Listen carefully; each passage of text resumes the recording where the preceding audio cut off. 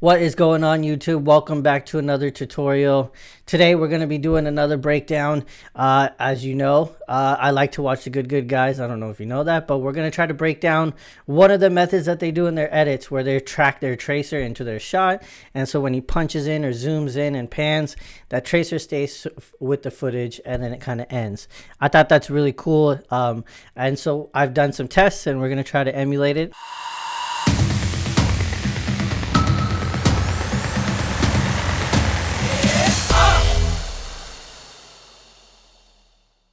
If you're new to the channel, welcome. Like, comment, and subscribe. If you haven't watched any of my previous tutorials, do that. I just released that Premiere plugin, so if you use Adobe Premiere and you are a golf editor, go ahead and download that plugin. The link is in the description, and I'll throw up some thumbnails here to show you some of the thumbnails of my previous tutorials. But with that, let's go ahead and jump in. I'm going to show you an example of one of the good videos.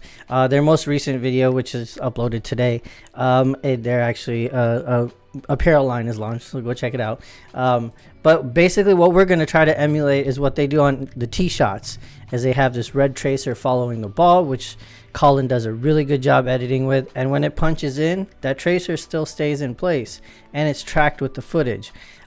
He obviously is very well experienced behind the camera, so his punching in has been done several times with practice, so he knows that when he comes into post, the less movement there is and the less jerking left to right and panning forward, easier it's going to be to track. And that's the case after doing some of the experimenting myself too. So let's jump in and I'll show you some of the footage that I got that we're going to use as like a template to kind of do some of these tests.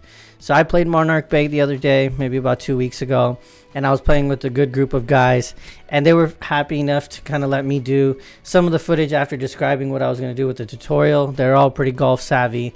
Alex, Matt, and Pavit. Thank you guys if you're watching this. I appreciate your help and good conversation that I had with them. So I told them what I was trying to do, and we ended up shooting each of them as a drive. And so obviously, like I mentioned, Colin is a lot more experienced in filming, so this was me on my iPhone out here trying to punch in. So what we're going to do is just use the footage as an example, because the concept is more of the tracking. And obviously you go out there and shoot once you get better, and you get obviously the equipment that you need, that you can punch in and zoom in and see the ball land. This will be very helpful for you to track your ball. So what we're going to do is we're going to cut each of these three out into the moments that I need, because with After Effects you're going to be tracking that, so it's going to analyze frame by frame. So in this instance, just bring into After Effects what you really need to track and leave everything else on your timeline. So this first example right here, you can tell where the audio peak is right there, so we're going to take it from that frame and pretend like it drove right down the center, and it punch in, and then we punch in again, and then punch in a third time, just to over dramatically emphasize this, and then it probably lands around like right there, let's say. So I'm going to do that for the second cut too. For this sake, we'll show you one example, and the hardest example, which is his right here. The reason why is because the camera movement on this one is very, like, it goes left to right a lot. And so the testing that I did in After Effects, this will be a good example for you to have like the highest threshold of issues or errors in After Effects and be able to work down from that. Once I start scrubbing through, you could see it starts to pan over right a lot. So tracking that object was a little bit of a trial and error. There weren't that many tracking points because there's so many black dots for it to recognize. So this is a good example to use to actually show you guys how to track a good tracer shot. And we'll move into After Effects, and let's jump in.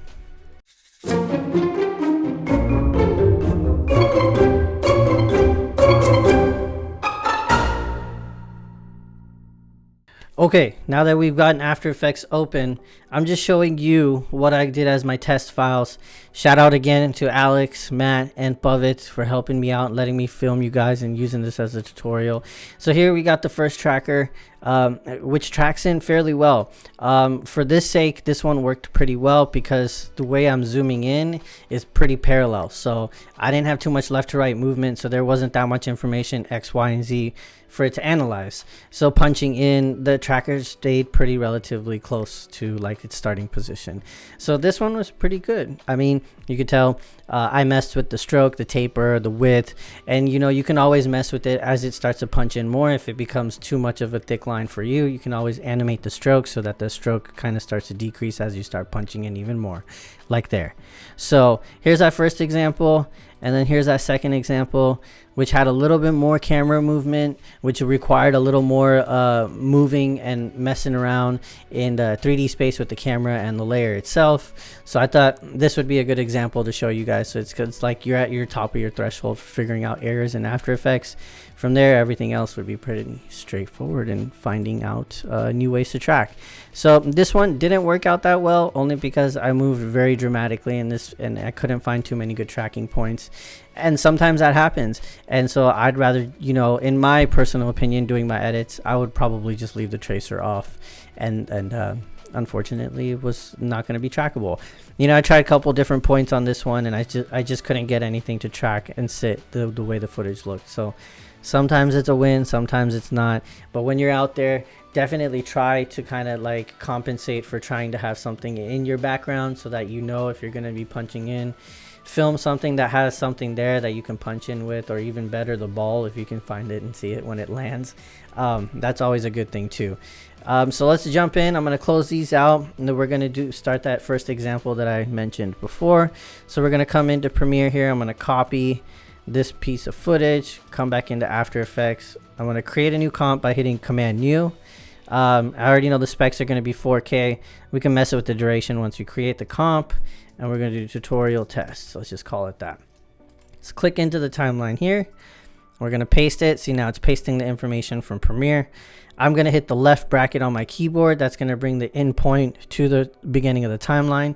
I don't know why. Sometimes it separates the audio. I think that's a new feature, but we don't need the audio for this sake. We only need visual. So I'm going to zoom out by holding Option and using my scroll wheel on my mouse. It zooms the timeline out. I'm going to hit O on the keyboard. Takes me to my out point. Okay, so then after I hit O to get to the out point, I'm going to hit N on the keyboard. That's going to close out the end marker of my timeline. And because I'm OCD and that's just how I roll, I'm going to trim the comp to only what we need. So now I'm going to hit the home key on my keyboard. That's going to bring me to the starting point of this piece. So now what's going to happen is now I'm going to actually go into my tracker, which is ironically already open, and I'm going to track camera. So now what this is going to do, and it's going to analyze frame by frame the information in the footage.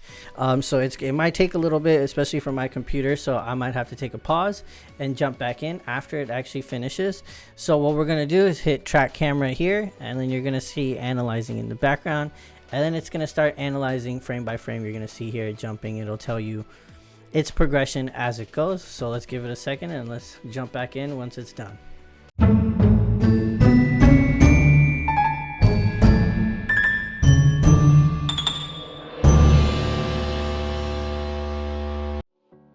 Okay, as we jump into the last couple frames as it starts to analyze, once it finishes off, you're going to start to see a lot of little information dots that are going to come up on your composition. That's good. So now it's going to start to see points where you can create either shapes, nulls, other aspects that you want to parent to it. See, so now it's telling you how big the target is going to be. Up close, your targets are going to be larger. And when you start going back, your targets are going to be smaller. So for this sake, right, because his ball landed like over here somewhere, what we're going to do is we're going to probably take this point right here because it seems like it's distant enough out there to where the ball was going. I've watched the footage a couple of times. Watch your footage, see where it lands, kind of know your information before you start doing the tracking and creating. What we're going to do is we're going to just click on this guy right here. It's going to highlight. I'm going to right hand click, create null, and create camera. And you'll see in my timeline, it created a null and it created a camera. So now I have information that was created from the 3D tracking of that footage.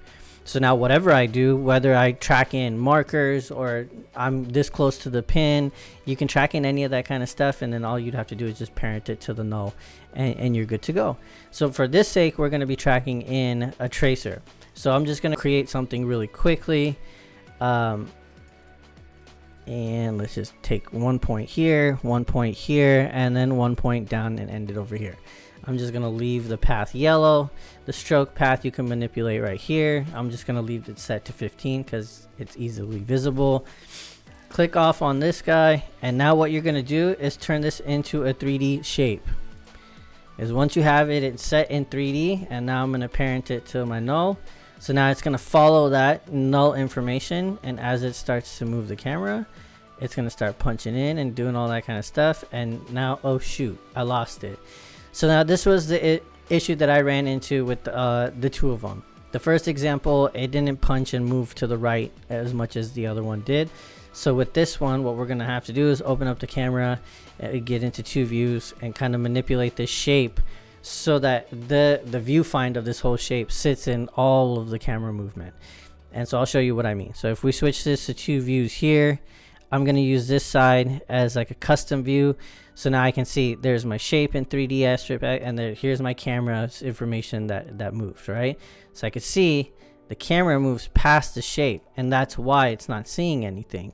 So the shape of the path for this needs to be larger. So let's scale this up to like 300, right? So that we know 100% sure that by the time the camera gets to that right position, you'll still be able to see the shape. And so with this, what we're gonna have to do is, because it's falling behind it, is move it behind the footage. So it has to be in front of the footage in order for you to like actually see the shape, right? So I'm gonna keep it to like at its furthest point to where I can see like that. Okay, now it's gonna be tracked into the position, right? So I'm like there. Now I see the stroke the whole time. Obviously this looks weird now because it's not animated, but once it's animated, this will play out a lot smoother. So now that I have it somewhat tracked in, right, I'm gonna manipulate the points. So this is a good part about having it tracked in. So I'm going to come into the vertex, convert vertex tool. I'm going to click on the point that I want by holding command, which is going to turn it into an arrow. And I'm going to move this point up here, right? And as I scrub through, it's going to notice that it's going to do that.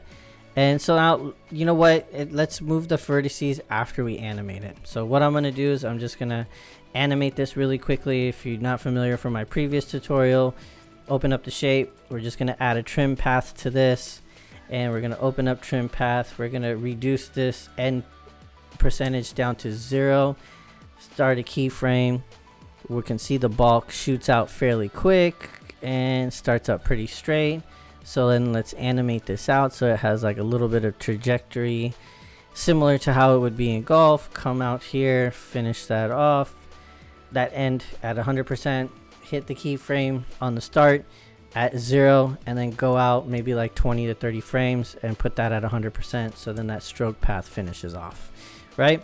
So in this instance, if I hold on to this and I move in this 3D land where that's supposed to finish, you could see like I just move these keyframes back, and now I'll see this finishing point for that. So when I scrub back here, now that it's going to do that, I can kind of create a nicer arc, especially because that's not exactly where the ball goes, you could see. So when I come into the composition here, I can hold down command, move this right here, and then create like a nice little arc that it would create, right? And then I move this down so I can cover it over the ball. And now I have relatively my stroke path tracked into my footage. And you know, obviously you can continue to keep playing with it, and you can manipulate it as much as you want, and you don't have to have like the curve go out of the picture frame so much.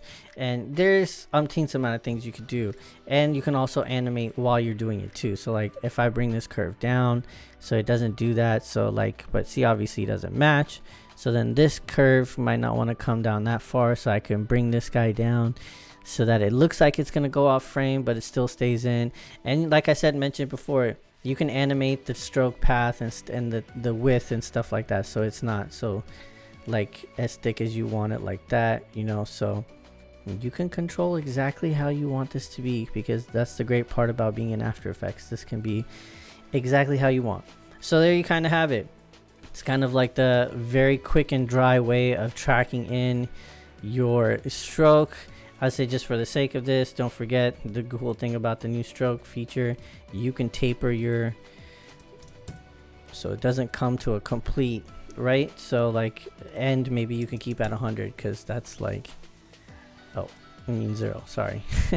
Keep it at 0 because that's like where the ball's going to, like, but maybe like the end, you can have it like go from here to like go one keyframe out and then animate the stroke path to hit like 40, so then it starts to like come to a more point when it comes down, right? See, like that, but it still stays stick throughout the rest of the stroke, and then it comes back down. It kind of makes like a bubble, and then you can always animate that so that the width can animate down so it doesn't create like that bulge at the end.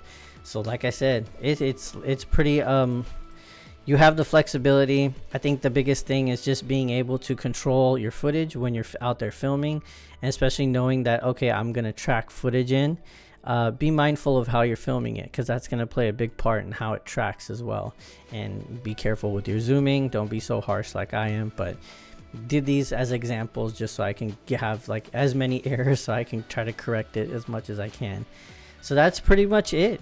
That kind of takes you through how to track it. And you know, I'm happy to answer any questions like you do. If you have, comment below. I'll answer as many questions as I can. And unfortunately, there's no way to templatize any of this because this is very custom to all the footage you're going to shoot. So every case is going to be different. But do use my tracers. Go back to that video, rewatch it, learn some After Effects, and jump into this because that'll help you. You'll already have one aspect of this project done. So with that, like, comment, and subscribe. I really appreciate you guys watching these. I really appreciate the questions. It creates videos for me to do. Less thinking from my end, more doing that I get to do. So comment, subscribe. If you're new, welcome. If you're old, let's keep it going. And with that, I'm out, guys. Thank you.